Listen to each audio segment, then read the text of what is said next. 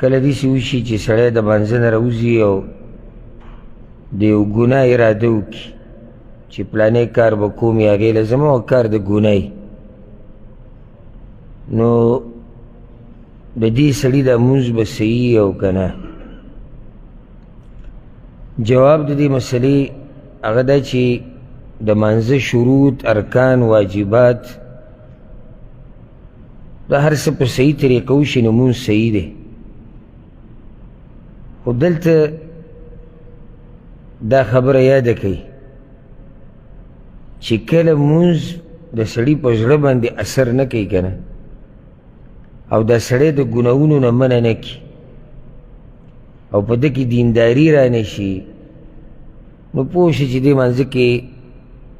لازم څه نه څه کمیش دی. ځکه چې قرآن کې الله سورة العنکبوت کې واقم الصلاة ان الصلاة تنهى عن الفحشاء والمنکر، مونځ کوه، مونځ سړی منع کوي د فحاشۍ نه او د ناروا کارونو نه.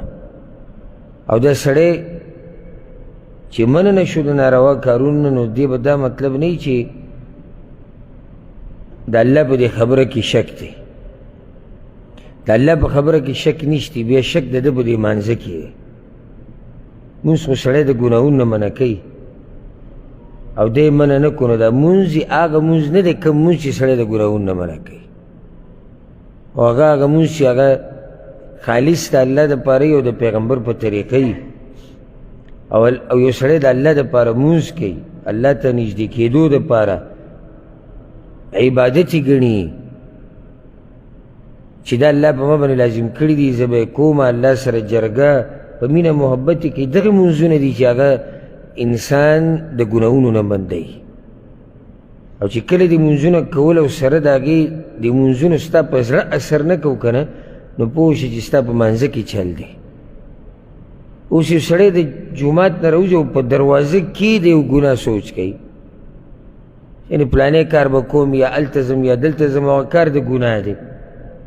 نو ستاسو اندازه ولګوئ چې د دروازې نه دننه چې ده کوم مونځ وکړو هغه به څه حال، هغه مونځ دومره په ده باندې اثر ونه کړو چې دی ځان یو ګینټې دپاره کنټرول کړي، یو نیمه ګینټې دپاره، یو ورځې دپاره نه، چې څنګه راووتو د جومات نه دی سوچ د ګناه کوي چې ګناه به کوم. نو دا خبره یاده کوي چې مسلمان له اوس د روز سوال کړی چې دا مونځ به صحیح و که نه، سوال دا پکار و چې دې مونځ زما په زړه اثر ولې ونه کړو چې زه یې د ګناهونو نه منع کړی، دا سوال پکار و. نه زه هر قسمه ګناه کوم خو چې دا مونځ به زما صحیح و که نه، نو زه درته یم چې په مانځه کې دې کمی دی، ځکه هر قسمه ګناه کې که موږ دا وایو چې نه مونځ دې بلکل د الف نه د یا پورې ښه صحیح دی، ذره برابر کمی پکې نشتی، نو بیا خو والعیاذ بالله د الله په خبره کې به کمی او هغه کېدی نه شي. الله وایي چې مونځ سړی د فحاشۍ نه ګناهونه منع کوي، او دا سړی منع نه کړو، او ته ورته وایي چې مونځ دې بلکل برابر دی، د الف نه د یا پورې ښه صحیح دی، هېڅ کمی پکې نشتی، داسې خو نشي کېدی. که کېدی شي نشي کېدی. نو مانځه کې کمی دی ځکه د سړي په ایمان کې کمی دی، او ځکه وله د مانځه په زړه باندې اثر نه دی کړی. سوال دا پکار دی چې الله به دا مونځ چې زما په زړه اثر نه کوي، دا به الله زما نه قبول کړي او که نه، او وجه د دې څه ده، او زه څه وکړم چې زه د ګناهونو نه بند شم. د دې نه مناسب سوال دغه سوال دا کوم چې ما ذکر کړو. مونځ یو سړی وکړو، ارکان واجبات یې پوره دي، راووتو مونځ خو صحیح دی، خو سوچ دې خبره کې وکړه چې آخر دا مونځ ستا په زړه ولې اثر نه کوي. لازم څه نه څه چل خو به یې که نه، څه نه څه چل خو شتي چې دا سړی د ګناهونو نه بندي. نو سوال اصل کې هغه دا پکار دی.